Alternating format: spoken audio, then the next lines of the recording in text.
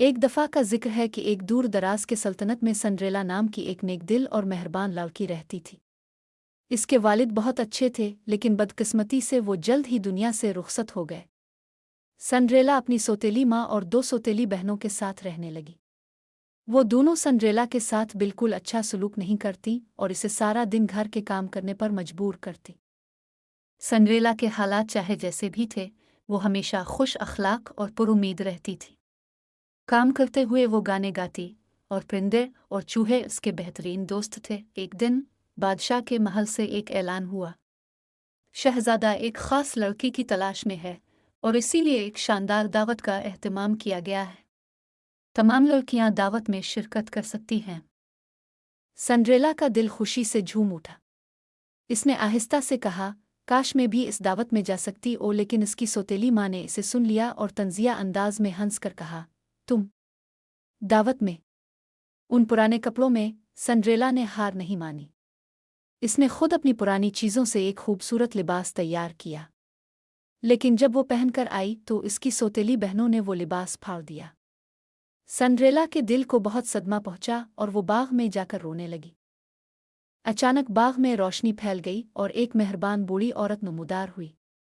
ये सिंड्रेला की प्रिय देवता फेरी गॉडमदर थी। रोना बंद करो प्यारी बच्ची, इसने कहा, तुम जरूर दावत में जाओगी। फिर इसने अपनी जादुई छड़ी घुमाई और कद्दू को एक सुनहरी गाड़ी में बदल दिया, चूहों को खूबसूरत घोड़े बना दिया और सिंड्रेला के पुराने कपड़ों को एक चमकदार सुनहरे लिबास में बदल दिया।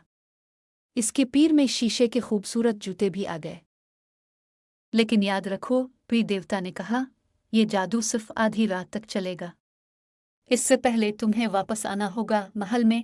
सिंड्रेला की खूबसूरती ने सबको हैरान कर दिया। शहजादा इस पर से नजरें हटा ही नहीं पाया।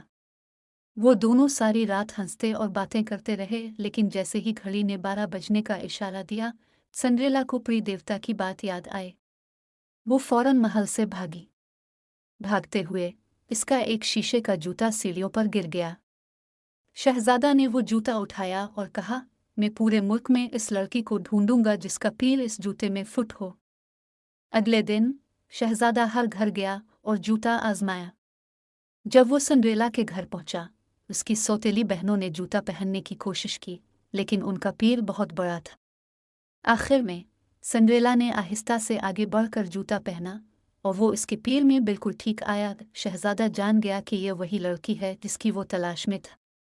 उसने सिंड्रेला को महल ले जाकर शादी की और वो दोनों हमेशा खुशी और मोहब्बत से रहने लगे। कहानी का सबक, सब्र और मेहरबानी हमेशा खुशी और कामयाबी लाती है। अपने ख्वाबों पर यकीन रखो, क्योंकि वो ज़रूर पूरे होंगे।